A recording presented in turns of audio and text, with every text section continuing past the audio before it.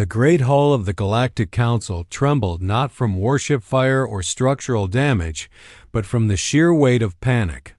Dozens of alien voices shouted over one another in a cacophony of despair, their languages clashing into a garbled storm even the Council's overworked translation matrix struggled to contain. Bioluminescent eyes blinked rapidly, feathers puffed in instinctive fear, tentacles coiled in silent horror. Representatives from over 100 civilizations had gathered here to govern peace, and now they were witnessing its violent end. Ambassador Kel of the Valerie species stood at the center dais, surrounded by a swirling halo of light as the emergency holoprojector came to life. His blue feathers stood rigid along his spine, a sign of unbearable stress. He opened his beak to speak, but the words caught in his throat. Instead, he raised a trembling hand and activated the central display. Above him, the chamber dimmed and death came into focus. A series of images lit the air. Cities turned to molten ruin. Families running through smoke-choked streets. Orbital stations collapsing in slow-motion agony. Starships breaking apart, as though torn by invisible claws. And always the same shadow behind the chaos. Ravager ships. Twisted nightmares of metal and flesh, breathing like they were alive. Their weapons crackled with dark energy. Their hulls pulsed with an organic hunger. They didn't just destroy, they devoured. Gasps broke through the silence. A soft whimper came from the representative of the Feliari. A hardened diplomat from the Sharn folded inward and began quietly weeping into their sleeves. Kel's voice finally cut through the room like a fractured whisper. 17 systems, gone, in 8 planetary rotations. Our outer colonies burned, our people consumed, or worse. His gaze dropped. 2 million souls, gone. The chamber fell into stunned silence. Then, slowly, Elder Trixis stepped forward. Her body, crystalline and faintly luminous, pulsed with anxious flickers of indigo light. Her voice, amplified through harmonic resonators, echoed like a chorus. "What of your defense fleets, Ambassador?" Kel's shoulders slumped. Crushed in the first week, we were explorers, not warriors. Our ships weren't designed for for this. Diplomat Voss slithered closer, his tentacles undulating. With restrained agitation. "What do they want?" he demanded. "Territory? Resources?" "They want everything," Kel answered. "They leave nothing. No atmosphere, no life, no bodies. They take what lives and fuse it into more of themselves. They're not conquerors, they're a plague." Trix's light dimmed. "Then we must call for aid." "From whom?" Voss shot back. "We are the Council, the strongest alliance in the galaxy, and we are falling." A moment of stillness. Then Voss, slower now, quieter, added, "There is one option left." The chamber stirred uneasily. "You don't mean—" "I do," Voss interrupted. "The restricted files, the Deathworlders, Earth, no." Kel snapped, feathers flaring. "That world was quarantined for a reason.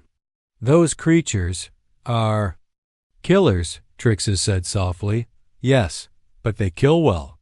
They evolved on a world where life exists only by killing something else. Have you read the reports? Acid rain, predator species. Constant tectonic upheaval. Their atmosphere is toxic. To us, and they thrive in it. They eat flesh," whispered the arbiter of Alankai. "They invent weapons for sport," said another. "They fight their own kind for reasons even they barely understand. They destroyed 2 of their own moons during weapon testing," added Voss. "But," Trixis said, voice rising just enough to command the room, "they survive. And when something threatens what they care about, they do not stop until it is gone." A sudden chime interrupted the debate. All eyes turned as a transmission flickered into being. The Valari colony of Myris Brightshore appeared in the era. City once famous for its twin crystal spires and light gardens. Now it burned. A bloodied Valari woman stared into the camera, feathers ripped and stained. "This is Sean, governor of Brightshore. Please, we've sealed the final defense tunnels, but we hear them in the walls. The Ravagers are inside. There are children here. Please, someone." A scream tore through the signal. Then static. Then the image of a Ravager. Up close, breathing, watching. The feed ended. Nobody spoke. Kel's voice returned, but it was no longer commanding. It was broken. "They were my people." A silence thicker than vacuum blanketed the chamber. Elder Trixes turned. "Call the vote." Hands, tentacles, appendages of every kind were slowly raised. Some quivered, some did not rise at all. But enough did. The chamber acknowledged the result. "Very well," Kel whispered. "Send a signal." A low hum filled the air as a beacon activated. Coordinates were encoded. Language filters applied. A simple message crafted. "Help us." The transmission pulsed outward, vanishing into the black between stars. No one in that room knew what would answer, but in their hearts they understood something ancient and primal. They had just knocked on the door of monsters. Now all they could do was wait and hope the monsters chose to be merciful. The void beyond the rim worlds was silent, cold, ancient, and empty. For 3 long days it stayed that way. The Galactic Council waited in growing dread. No response, no signal, just darkness. On the border of Valari space, the remote observation outpost VE7 drifted in its slow orbit over a shattered mining moon. Its crew, 4 Valari technicians and a single administrator, watched the stars with dull eyes. Haunted by the last images of Brightshore, they barely noticed the anomaly at first. A flicker on the long-range scanner. A ripple in the local space-time field. Tall, the youngest operator, leaned closer. "Sir," he said, his voice uncertain, "we have ... movement. 1 contact. Just appeared." Administrator Vil, tired and worn, leaned over his shoulder. "From where?" "From nowhere," Tall whispered. "It didn't come through any known jump lanes. It ... bent the void." A moment later, space cracked open like torn cloth. The stars bent inward, twisting unnaturally. And from that rupture, a ship emerged. The sensor array struggled to lock onto it. Readings spiked. Energy output exceeded anything on record. The ship itself was a monstrosity, jagged, matte black, and silent. Its hull bore the scars of hundreds of battles, patched with layered alloys and strange reflective plating. It looked like it had been wounded by time and survived out of spite. Vil stumbled back from the viewport. "Is that?" "No match." "In council databases," Tall said, trembling. "But the energy signature—" "Sir, it's putting out more power than our entire defense fleet." The ship coasted silently toward them, not broadcasting an IFF code, not hailing, not responding. It did. The comm system flickered. The screen lit up, and suddenly, they weren't alone. A man stood at the center of the bridge of the alien vessel. Tall, human, pale skin, dark eyes that held no fear. His uniform was black with no insignia except a single blood-red slash across the chest. He stood with stillness that wasn't hesitation. It was calculation. When he spoke, it wasn't loud. But the voice carried an impossible weight. "This is Captain Rick Torres of the Earth vessel Retribution. We received your distress call. State the nature of your emergency." Vil opened his beak, but nothing came out. They'd sent a message into the dark hoping for salvation, fearing monsters. And now, here they were. "I am Administrator Vil of Valari Outpost VE7, he stammered. Your arrival is unexpected." Torres blinked once. "Understood." Transmit coordinates for a secure diplomatic meeting 6 hours from now. 6 hours? But your ship is still days away from. The channel cut out. Vil turned slowly. Did he just say 6 hours? Tal checked the star charts. If that ship moves like it should, it would take at least 51 hours at maximum FTL. But it's already here. Vil stared out the viewport again. The human ship had vanished, no acceleration signature, no jump drive activation, nothing. Just gone. He tapped the emergency comm line to the Council. Get this to Ambassador Kell. Now, the humans have arrived, and they move faster than the laws of physics. Across the galaxy, Kell's feathers bristled as he listened to the transmission. The chamber fell into stunned silence once again. Elder Trixes murmured, 6 hours? That's impossible. They folded space, muttered Voss. They didn't travel through it, they rewrote it. Kell slowly rose. Prepare the diplomatic vessel. Notify all council representatives. We meet them face to face. No security? Escorts, Trixes warned. They'll take that as a sign of mistrust. And if they are a threat? Voss asked. Kell turned. Then we're already dead. This is no longer diplomacy. This is survival. 6 hours later, the council ship Radiance of Unity hovered in the neutral zone, an elegant vessel of glassy curves and shimmering sails. It looked like a work of art drifting in a museum of stars. The human shuttle arrived, silently, sleek, compact. Its engines radiated no heat. Its surface absorbed all light. No markings, no insignias. Just cold, efficient design. Aboard the Radiance, every alien ambassador waited in hushed anticipation.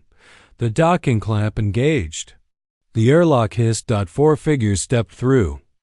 We're human. But unlike any diplomat the council had ever seen, Rick Torres led them, face emotionless, movements precise. Behind him was a woman with intense eyes and cropped hair, Lieutenant Maya Cross.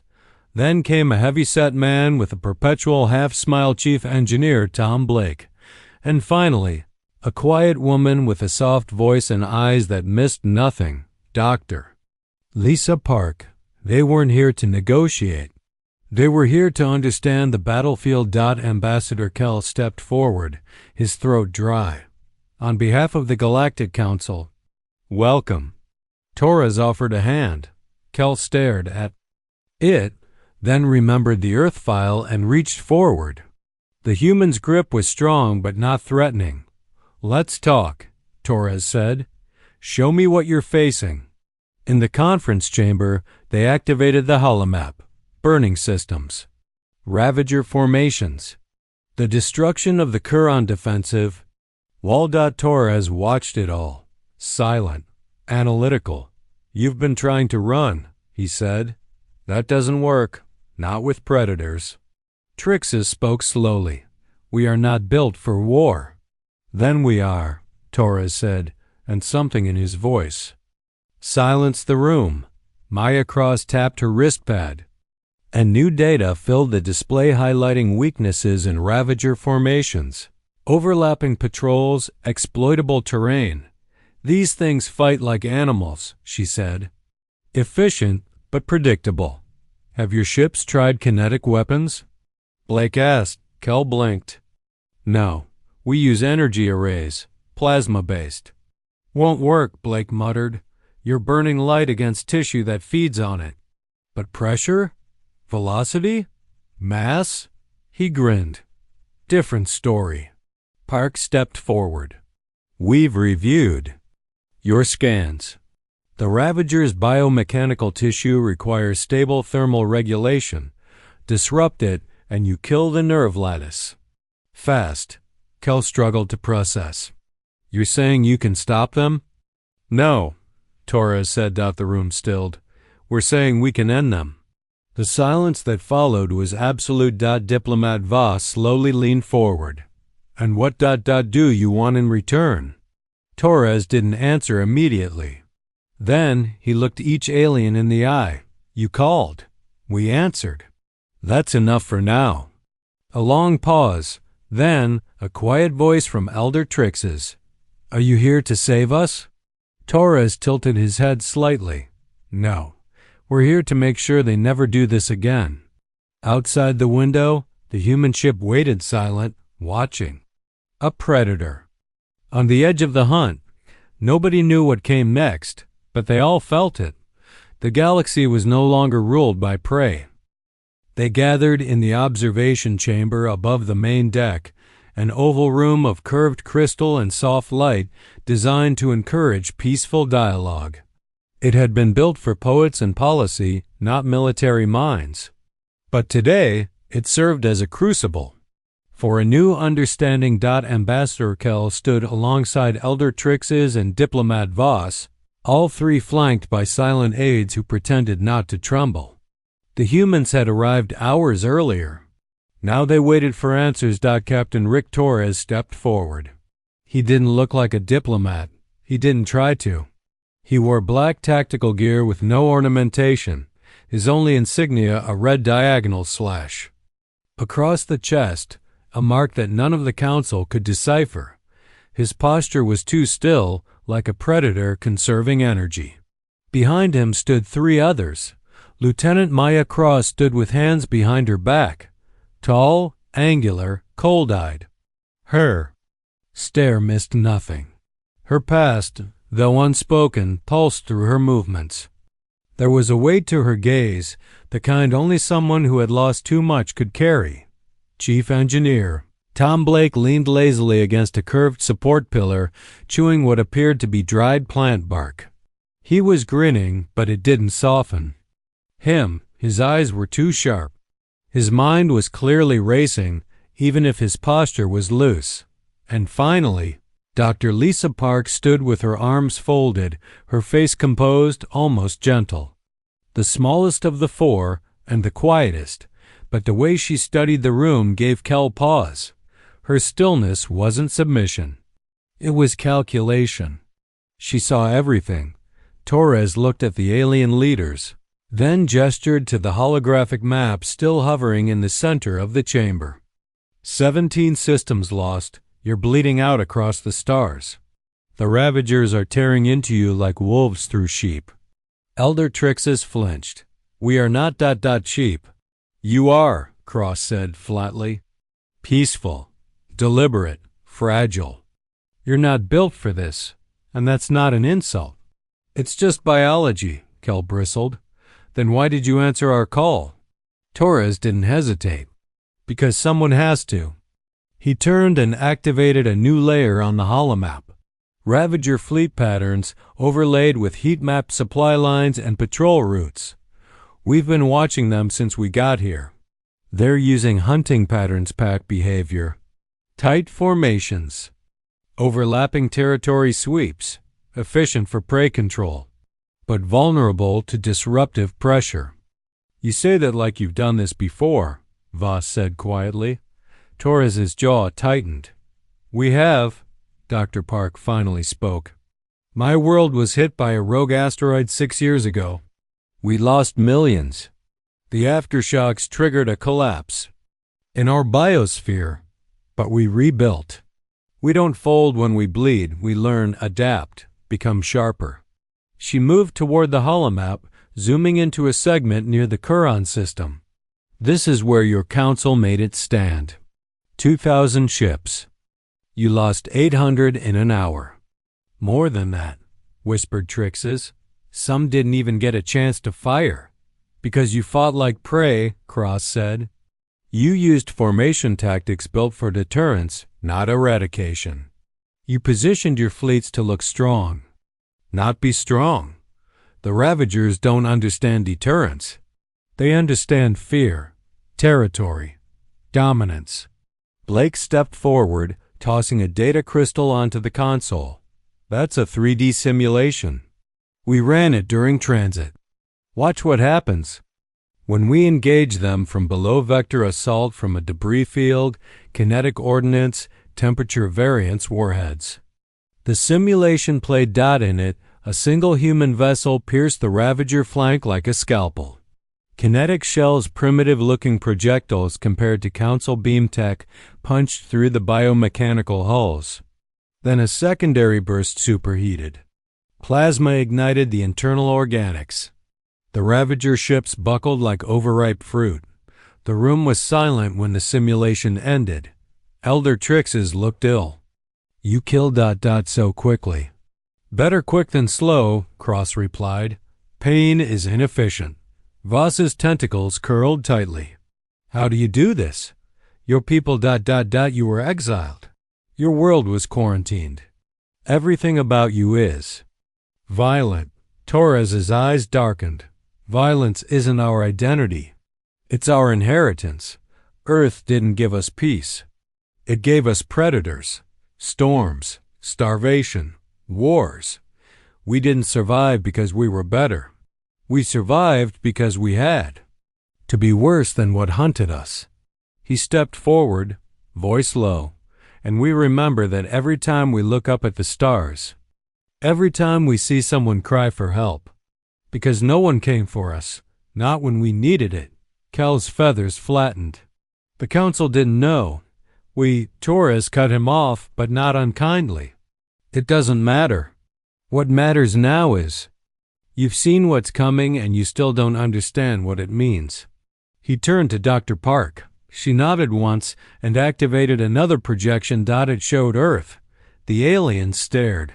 Blue oceans, towering mountains, a chaotic web of weather systems, supervolcanoes, freezing tundras, endless deserts, dense jungles filled with teeth and poison. "A death world," Trixes whispered. "But beautiful. That's why we are what we are," Park said softly. "Everything on Earth tries to kill you, and we adapted. But here's the secret," she looked at Kel. "It made us care more, not less, because on Earth, if you don't protect your own, you don't survive." Torres added, "That instinct didn't die when we reached the stars. It just expanded." Silence again. Then Voss spoke. "You could destroy the Ravagers." "I believe that now. But what happens when the threat is gone? What becomes of you?" Torres stepped back from the projection. "We disappear. We're not here to conquer. We're not here to demand tribute. We're here to end a problem and move on." Kel finally sat down, exhausted.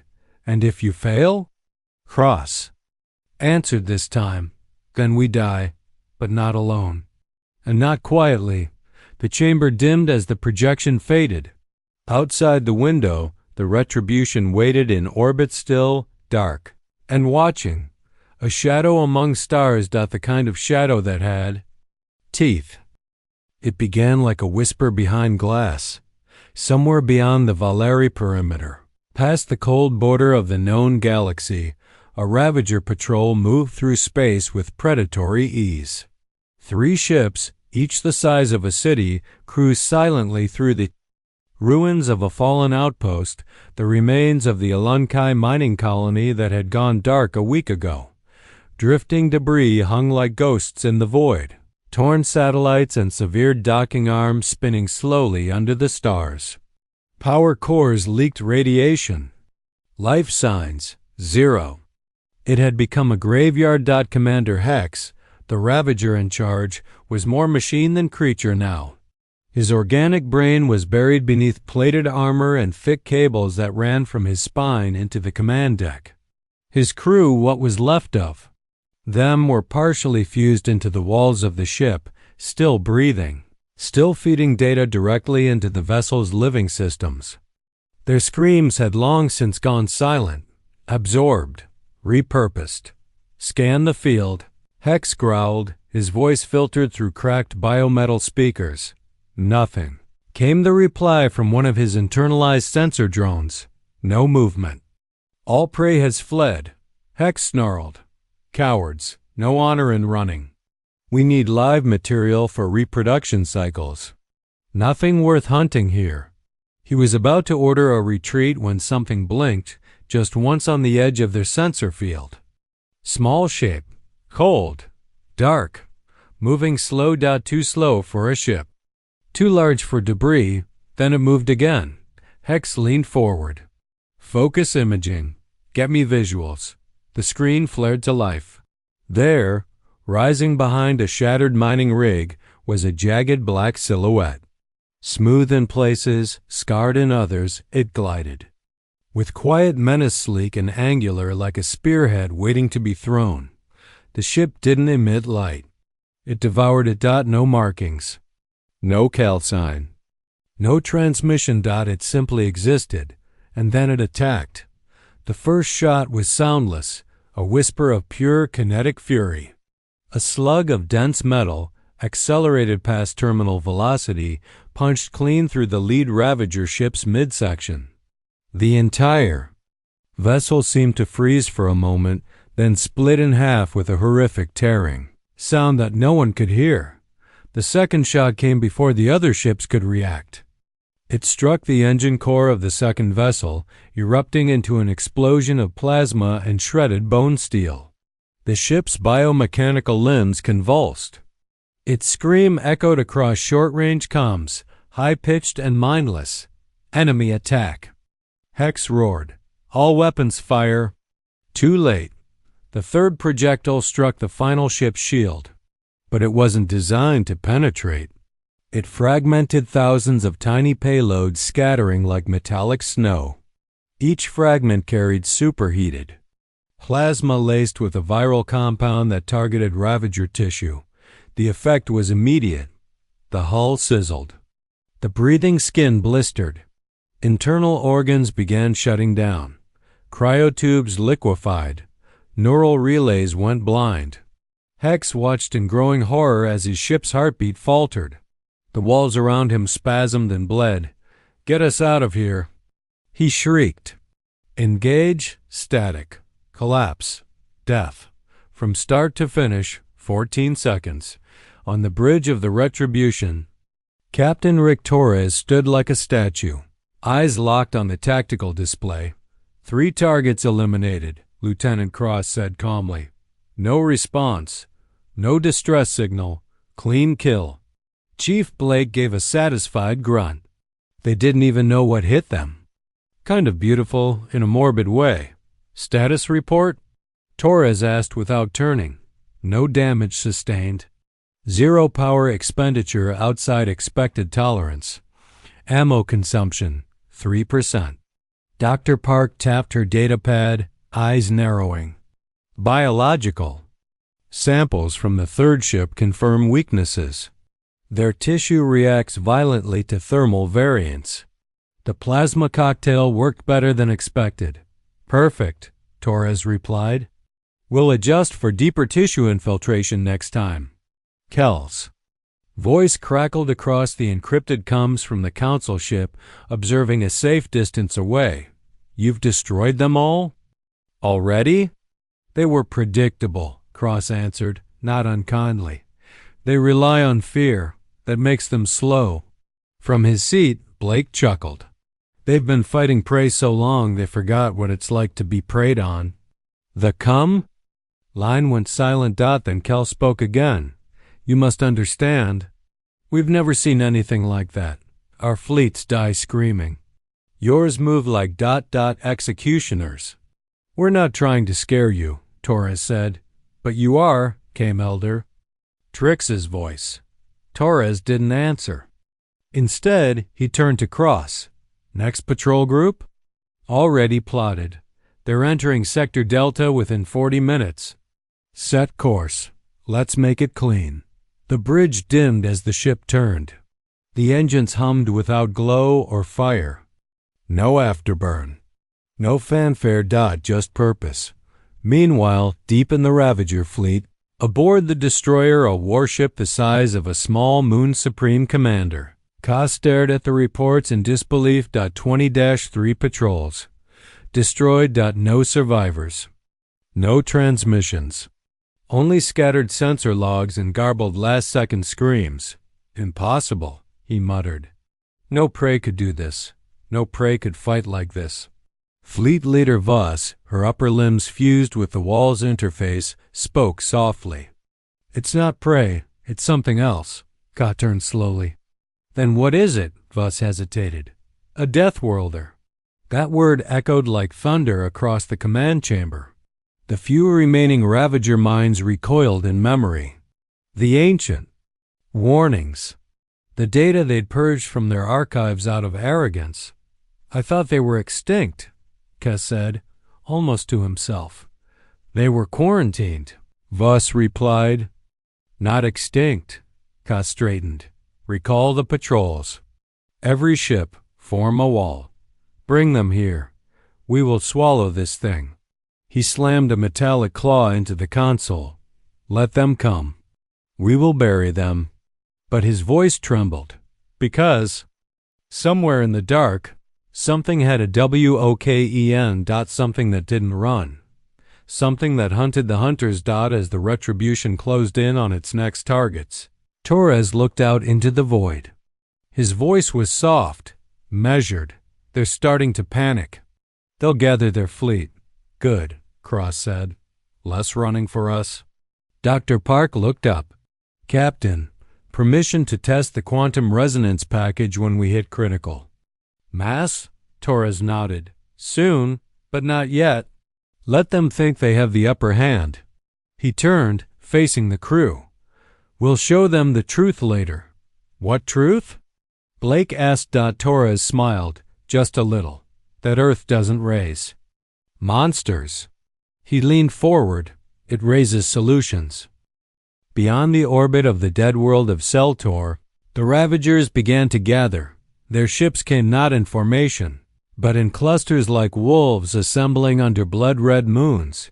Hundreds of them, maybe more. The void between stars shuddered with the unnatural movement of biomechanical vessels. They were unlike anything else in the galaxy, part machine, part living horror. Some were fused with organic minds, others guided by neural networks stitched together from the screams of conquered species. The air around them crackled with hungry energy. At the heart of the swarm drifted the destroyer, a cathedral of slaughter, and metal larger than anything the Galactic Council had ever fielded. Its hull pulsed with a sick rhythm, alive with embedded lifeforms wired into its walls. From its bridge, Supreme Commander Ka watched the gathering fleet with a twitching eye, half organic, half crimson-lit lens. All patrol groups have arrived. Reported Fleet Leader Voss. Total strength, 217 war-class ships, 17 spawners, 3 harvesters. The rest, cruisers and interceptors. Ka didn't move. Are they afraid? Voss blinked. Yes. Good, Ka whispered. They remember. Now the stories. The thing we thought gone. The apex that devours even predators. The Deathworlders. They've only sent one ship, Voss said, her voice trembling through distorted speakers. Just one. Ka smiled. Then they've made the fatal mistake of overconfidence. He turned toward the tactical projection, where a small dot, the Retribution, moved steadily toward them. Let them come. We'll drown them in our numbers. We'll take their flesh, their ship, their minds, and then we will find their world. Aboard the Retribution, the air was silent. No alarms, no tension. Just controlled focus. Captain Torres stood on the bridge, watching as the enemy came together. The display showed it all. The fleet, the movement, the panic masked behind their massing forces. Final count? He asked. 217 ships, Cross confirmed. Plus biomechanical spawners and support vessels. That's the entire known Ravager war fleet. Torres nodded. Perfect. Sir, Dr. Park said softly from her station, we're getting encrypted signals bouncing between their ships. They've realized something's wrong. They're trying to coordinate, consolidate leadership. They're too late, Cross added. They're just now learning to think like a civilization. But it won't save them. Quantum resonance package status? Torres asked. Fully charged, Park confirmed. 1 deployment. We'll only get 1 chance. Torres turned to Chief Blake. Everything ready? Blake gave a tight grin. Kinetic batteries loaded. Countermeasures tuned. Stealth cloaking. Prepped. EMP shrapnel stacked and humming. Torres nodded once. Let's give the monsters what they've been looking for. The Retribution adjusted course now, heading directly toward the Ravager fleet dot in the Council observation chamber. Ambassador Kell, Elder Trixes, and Diplomat Voss watched the feed in stunned silence. They had never seen such numbers. Never imagined one ship would choose to face them. This is madness, Voss whispered. One vessel against all of that? They must have backup, Kell said. Hidden reinforcements, perhaps? Trixes shook her crystal head. No, this is by design. Torres wants them together. But why? Because he doesn't see a fleet, she said. He sees a target. The Retribution emerged from a small gas cloud and dropped its stealth field. Immediately, the Ravagers responded. Hundreds of targeting arrays locked onto the human vessel. Dozens of weapons spooled up. The void began to boil with charging energy. As missiles primed, claws unfolded, and beam capacitors surged with unnatural light, then Kai himself appeared on the wideband. Channeled out, his image flickered on the Retribution screen. Half his face was rotted flesh, the other plated in twisted alloy. I am Ka, Supreme Commander of the Ravager Apex. You are brave, human, or foolish. Torres stepped forward, expression unreadable. I'm Rick Torres, Captain of the Earth. Warship Retribution. He leaned in slightly. And you're about to die, Ka roared. You are one ship. Torres smiled calm, deadly. And you made the mistake of cornering it. Ka's fury erupted. All ships destroy them. The Ravager fleet lit up as one. Thousands of beams screamed toward the Retribution. Missiles arced. Shock waves pulsed through the void, but the Retribution moved like no ship had a right to move. It danced, it spiraled between blasts. Its engines firing in perfectly synchronized bursts. Automated turrets fired intercept rounds, shredding missiles mid-flight. Shield arrays shimmered and flexed like muscle under pressure. A dozen hits scored its hull, but none broke through. And then the humans struck back. First came the kinetic spears. Blunt, old-fashioned by Council standards, but launched at relativistic speeds. They punched through Ravager shields like paper and collapsed internal hulls with bone-snapping force. Then came Blake's EMP canisters, detonating in pulses that fried organic neural relays. The spawners spasmed, lost contact with their offspring, and began to drift. Then finally Dr. Park activated the quantum resonance package. Spherical pulse erupted silently from the Retribution. Space itself shivered. The resonance crawled into the Ravager fleet like a plague. They're biomechanical. Systems seized. Neural webs overloaded. Fusion cores flickered and died. Ships began to lurch, stall, spin out of control. One by one, ships collapsed in on themselves.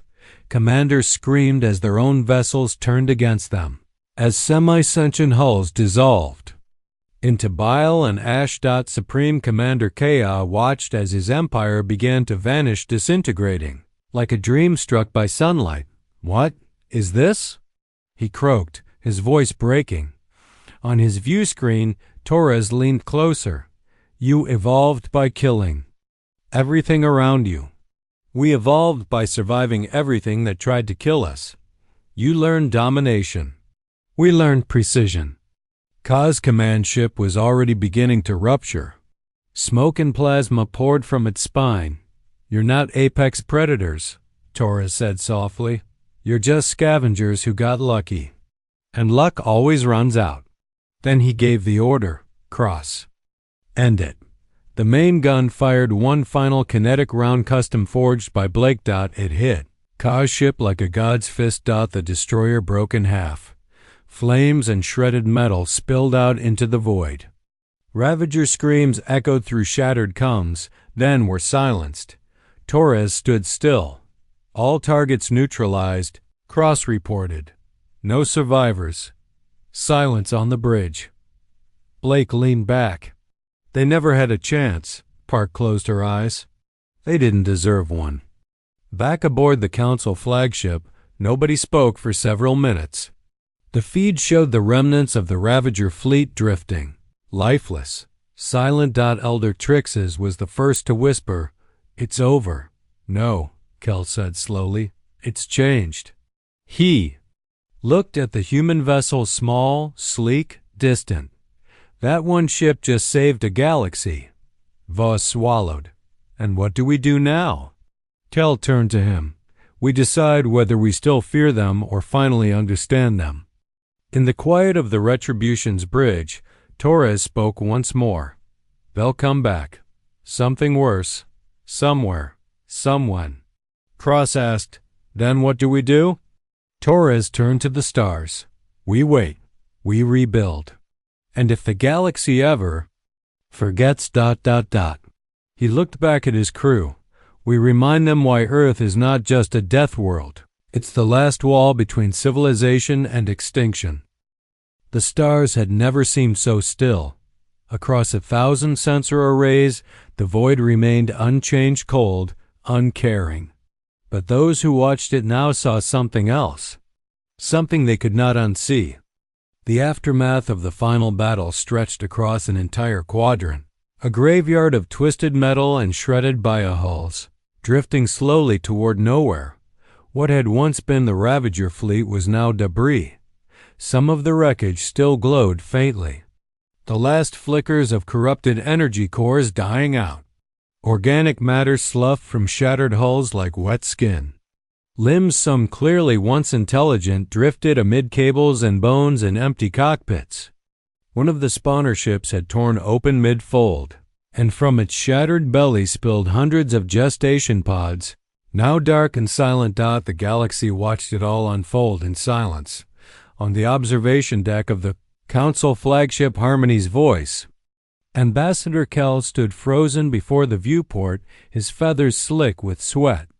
Elder Trixes hovered beside him, her crystalline skin dimmed to a soft gray flicker.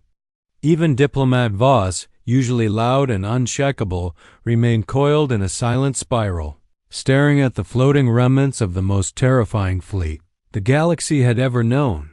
They had gathered to witness the end they hadn't been prepared for. What came after? "They're all gone," Trixes whispered. 200 ships, dead in an hour. "No survivors," Voss said, his voice hollow. "Even the spawners. Nothing remains." Kel nodded slowly. "We asked for help." "And they answered." Just then, the comm chimed. A secure channel. The image that appeared on the central holopad was calm and focused. Captain Rick Torres, standing once more at the bridge of the Retribution, his uniform stained with soot and faint scorch marks. Behind him, his crew worked methodically, as if they'd just finished a training exercise rather than a historic extermination. "Ambassador," Torres said, "the job is done." Kel's voice wavered. We have no words." "Good," Torres replied softly. "Words come later. You needed monsters. You got something worse." Elder Trixes stepped forward. "Why do you say that?" Torres hesitated, then said, "Because we did not come to save you. We came to end a problem." Silence. Diplomat Voss finally dared to ask, "And if we become the next problem?" Torres didn't blink. "Then we remind you why Earth was quarantined." His words weren't a threat. They were a warning. Cold. Honest. But then something shifted. He took a breath. Slower this time. "Look, we don't want to rule your council. We don't want territory, tribute, or titles. You called for help. And because of what we came from, what we survived, we couldn't ignore it." Kel dared to ask, "What did you come from, Captain?" Torres turned to the viewport behind him. The starfield rotated slowly as the Retribution changed course. "You all know the term Deathworld. You've studied Earth from a distance. called us unstable, dangerous. You thought that word explained everything about us." He turned back, and his eyes were no longer cold, they were grieving. "But you don't understand what it did to us." He gestured off screen. A second projection opened a data stream. Footage, images, records. But not of the Ravagers, of Earth. Flooded cities. Burning skies. Predators swarming villages. Civil wars, plagues, extinctions, nuclear detonations. Everything the Council had classified and locked away in fear, now laid bare. "Earth," Torres said, "isn't a world that kills you cleanly. It doesn't strike and end you. It bleeds you, slowly, with storms that last weeks, with diseases that evolve faster than our medicine, with predators that watch you first, with enemies that look like family." Cross stepped into the frame beside him. Her voice was colder than ice. "We're not apex predators because we're powerful. We're apex predators because we had no other choice." Then Dr. Park entered, soft-voiced and steady. "And in all that suffering, we learned something." "None of you ever had to learn," Kel whispered. "What?" Park looked straight into the lens. "We learned how to make death a tool." The Council fell silent. Torres continued. "The Ravagers? They use death to spread. We use death to stop them." Trix's voice trembled. "What does that make you?" Torres didn't answer immediately. Then he spoke, not with pride but with sorrow. "It makes us the last weapon." There was no reply for several seconds. Only the soft hum of distant engines and the whisper of the dead fleet outside. Then Vos said, almost reverently, "Perhaps that's what the galaxy needed." Torres's tone softened. "Or maybe it just needed someone who would never run."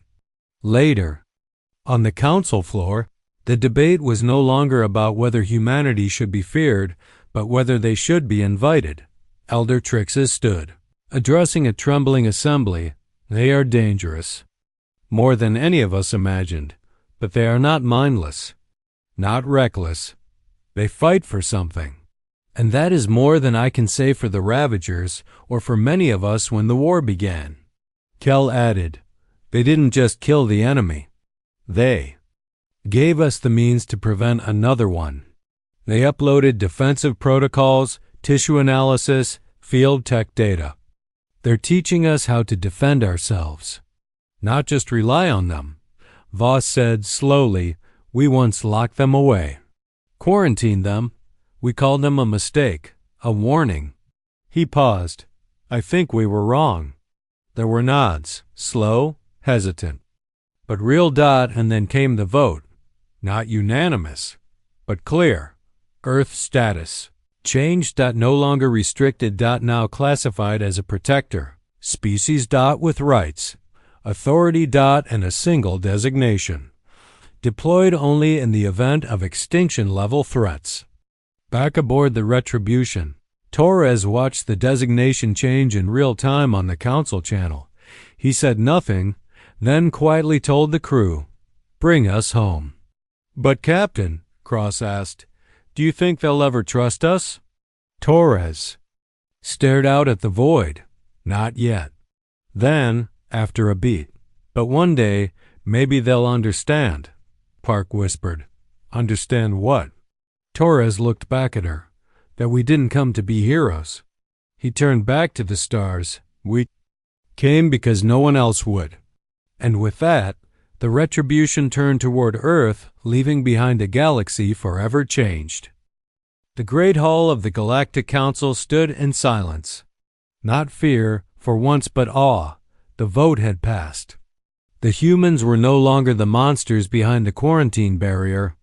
They had been reclassified not as an accident of evolution, nor as a weapon of last resort, but as something far more difficult to understand, a protector species, a designation that had never existed before. Ambassador Kell stood at the edge of the curved dais, the central sun lamp casting gold light through the crystalline ceiling. In the galleries above, Thousands of alien delegates from hundreds of worlds leaned in, waiting. The formal vote had passed, but the galaxy now demanded something greater than legality. They needed understanding. At the center of the hall, the black-armored delegation from Earth stood still. Captain Rick Torres was flanked by Lieutenant Cross, Chief Blake, and Dr. Park, each wearing the plain, function-first uniforms of the Retribution. No medals, no ceremonial weapons, no symbols of conquest. Because Earth didn't come to conquer. They came to end a nightmare. And now the galaxy asked, what comes after monsters are gone? Kel took a breath and stepped forward. Captain Torres, the Council would like you to speak.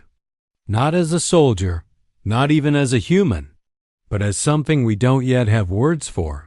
Torres looked out across the chamber. Eyes of every shape and color stared back, some blinking nervously, others unblinking in awe. He stepped forward into the center, the sound of his boots against the marble the only noise in the room. You want to know what we are, he said. You think the answer is hidden in our weapons, in our tactics, in the way we killed the Ravagers. He paused. Then his voice dropped. But the real answer is much older. The lights dimmed. Dr. Park activated a new projection. What appeared was not footage of the Ravager war, but of Earth. Not the Earth in combat, but Earth in its quietest moments. A mother shielding her child from a flood. A village gathering under shattered stars to share food. Rescuers pulling strangers from a collapsed city. Old enemies sharing fire after a blizzard swept across a frozen warfront. A woman alone, holding a newborn in the rain, singing. This is Earth, Torres said. You called us Deathworlders. You were right. Everything about our planet tried to kill us. The weather, the predators, our own kind. He looked up. And yet, we learned how to survive not alone, but together. Not because we were strong, but because we were weak and refused to let anyone else fall. Cross stepped forward. Her voice was low, steady. You saw what we can do when we choose violence. Blake added, now understand what it means when we choose mercy. Trix's rose slowly from her seat. But why did you help us? Even after the quarantine? After our fear? Torres looked directly at her, and for the first time since entering the hall, his voice shook. Because a long time ago, he said, we were the ones screaming for help, and no one came. Stillness settled over the chamber like a held breath. Torres took another step. We were dying. Not from war, but from indifference. The Council knew of our suffering. The records show that much. But Earth was labeled too dangerous, too unpredictable. So you watched us burn. You closed the sky. Murmurs rippled through the gallery. The old shame. Buried truths. And we remembered. Torres said, not out of hate, not out of revenge, but because it taught us something more powerful than survival. He turned slowly. It taught us that when someone does call for help and you can answer, you don't wait. A single crystalline tear cracked down Trix's shimmering cheek. We were wrong. You were afraid, Dr. Park said softly. And maybe you had a right to be. But now you see the difference. Torres's voice rose not loud, but undeniable. We are predators, yes, but not like the Ravagers. He let the next words land with precision. We don't hunt the weak. We hunt what hunts the weak. Kel stepped forward. So what happens now? Torres didn't answer right away. He looked to each of his crew. Cross nodded. Blake, for once, said nothing. Park placed a hand over her heart. And then Torres said, now you rebuild. He stepped back. We've already uploaded defense protocols to your military academies, shared the biological analysis of Ravager tissue, distributed medical research to your hospitals. Every world that suffered will receive what it needs to never fear them again. And what of Earth? Asked a voice from the back. What do you ask in return? Torres smiled faintly. Nothing. We already have what we need. Voss frowned. What's that? Torres turned toward the vaulted exit, his voice echoing. As he left, the knowledge that this time, someone did answer the call. Outside, hundreds of ships gathered in orbit. Not fleets of war, but vessels of aid, reconstruction, diplomacy. Earth's delegation had already begun deploying humanitarian pods, engineering drones, food crates. Where the Ravagers had torn holes in the stars, Earth was sewing them shut. From the surface of Brightshore, a world burned. Then freed Valari children stood beneath the light of day, watching as the black silhouette of the Retribution rose. Back into the sky, its hull still bore the scars of the battle. It was not a vessel of elegance. It was not clean. It was not soft, but it was the shape of something the galaxy had forgotten how to see. A protector. On the bridge of the Retribution, Torres sat in silence, staring out the viewport. The stars passed slowly as the ship turned toward home. Okay, Captain? Cross asked. He didn't answer at first. Then, softly, I just wonder if they'll ever really believe it. That we came in peace? She asked. That we didn't come to save them, he said. We came because once we were the ones with no one left to call. Blake added, maybe now they'll be the ones who answer time. Dr. Park stood at the console, watching the stars. If we did our job right, they'll never need to. Torres leaned back. Maybe that's the point. Behind them, the stars burned on. And far below, the galaxy slept for the first time in years without fear, because the Deathworlders had come and they had left behind more than ruin. They had left behind hope.